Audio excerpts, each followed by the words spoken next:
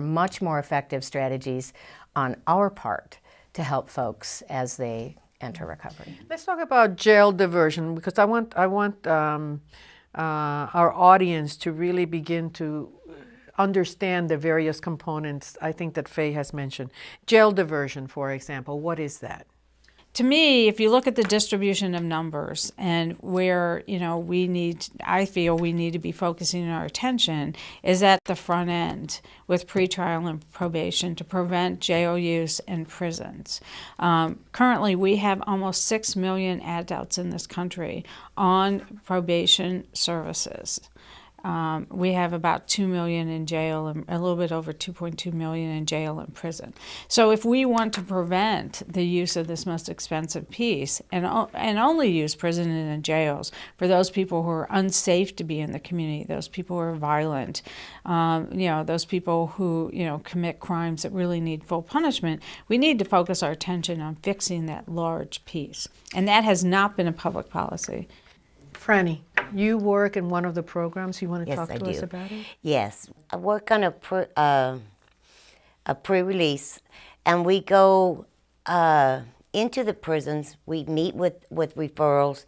We do a screening process, and we try to focus on those who really want what we have to offer. And what we have to offer is we work with substance abuse and mental health. We get their needs met before they're released so that they have somewhere to come.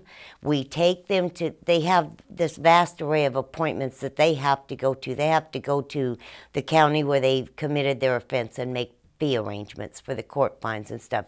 Sometimes that's 300 miles away, and they've got 3 days to get there.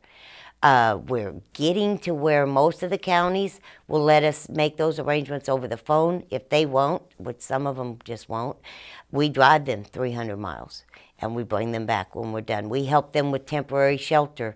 We find housing situations for them. We help with food stamps. We take them to, well, we get them food, and then we take them, sign them up for temporary food stamps. We take them, sign up for probation and parole. We work, most importantly, what we do is we work on socialization skills. I had a guy tell me just the other day he wanted to go back to prison because he had gotten kicked out of 2 hotels because he was talking about prison and stuff in the lobby, and they got real nervous.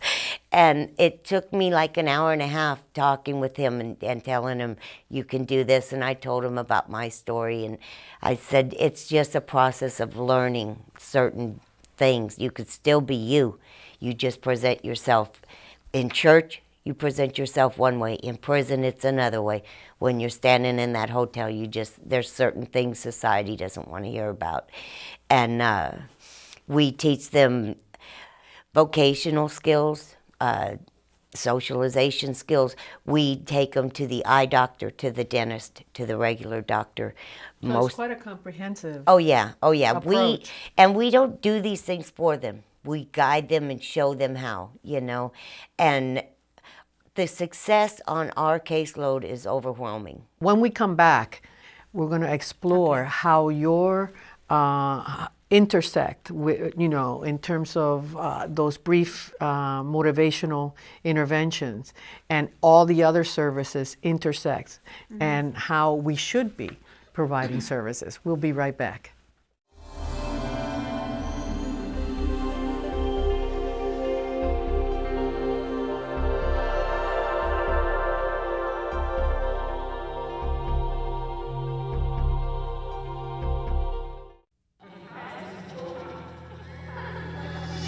When you have a drug or alcohol problem, your whole world stops making sense. You can get help for yourself or a loved one and make sense of life again. For information, treatment referral, and most importantly, help, call 1-800-662-HELP. Brought to you by the U.S. Department of Health and Human Services. They tell me I was there, but I don't remember. I don't know where I really was. I do not know what I had for breakfast. I do not know who won the game. I don't recognize this man.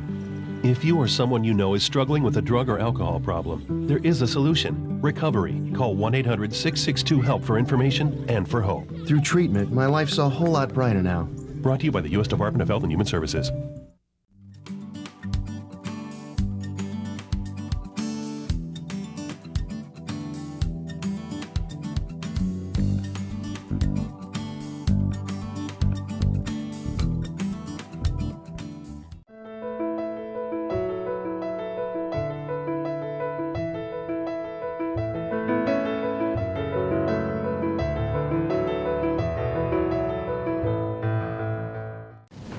And good morning again, everybody. Like I said, we got one big group of phase 3s, and it's nice to see so many all-stars up here.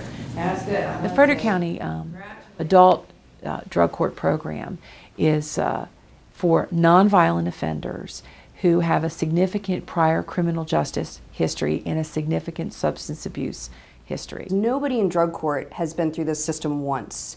We don't take first-time offenders. We don't take people that maybe probation would work. We take people that have been through the system. Just about all of them have served some jail time, some of them significant prison time. And the fact of the matter is serving time and everything else that has been done through our system hasn't worked because they're reoffending. The only times I could ever get clean was in jail. And when I was in jail, I swore that I would never touch this stuff again. And as soon as I got out, I went back to it. I was facing basically a life sentence at the time I was arrested. I was 55 years old. So the consequences was right there in my face. Everybody in drug court pleads guilty to the charges that are against them. Their sentence is continued, and they receive a suspended sentence when they graduate from drug court. If they fail at drug court and are terminated, then they go straight to sentencing. One of the things that we found, not only here locally, but that folks that have been involved in the drug court process have known for years, is most folks that have a significant substance abuse problem also have some kind of underlying other problem that started them abusing substances. The biggest difference for me was they got me therapy outside of the structure of drug court to deal with my issues. I get to see a doctor, a therapist, which helps me also with other things that I've never dealt with in my life before, as far as, like, you know, the inside junk that's inside of me that's caused me to go back out using drugs or whatever stuff like that, breaking law or whatever stuff like this. I think what drug court does best is we put together all different aspects of a person's treatment needs. We don't focus just on the criminal aspect. We don't focus just on the substance abuse aspect. We focus on those two aspects, plus we put in mental health. We put in their financial being. We put in their housing, their job. We treat the entire person. It's tough at first because we put a lot of requirements on. It's a whole different way of life for most of them. But once they get the feel for it, it doesn't take long for them to see an improvement, feel an improvement. It boils down to that desire to change has to be there, and without that, they're going nowhere in a hurry. I mean, but we've had people that come in that just basically have reached the bottom of the whatever and are looking for, they want to change their life. Drug court just teaches you a whole lot, but like I said, it's all up to you that if you want to stay clean and want to change your life, you know, they're there to help you, but, you know, it has to be your choice to want to do that. My sister got her brother back, my mom got her son back, and so forth. My friends got their friends back, like, and it's just, that's something that you know, you can't put a price on that. This drug court program is a gift, you know, and it's, you know, people say, well, what's hard about drug court? Active addiction is hard. That's 24/7, 365 days a year. And I know that I graduate tomorrow, but this has just been the beginning of the process, right? This is a lifetime disease, right? So I must continue on. Okay. Thank you. Pam, let's talk a little bit about the recovery-oriented system of care and how it relates to the criminal justice system.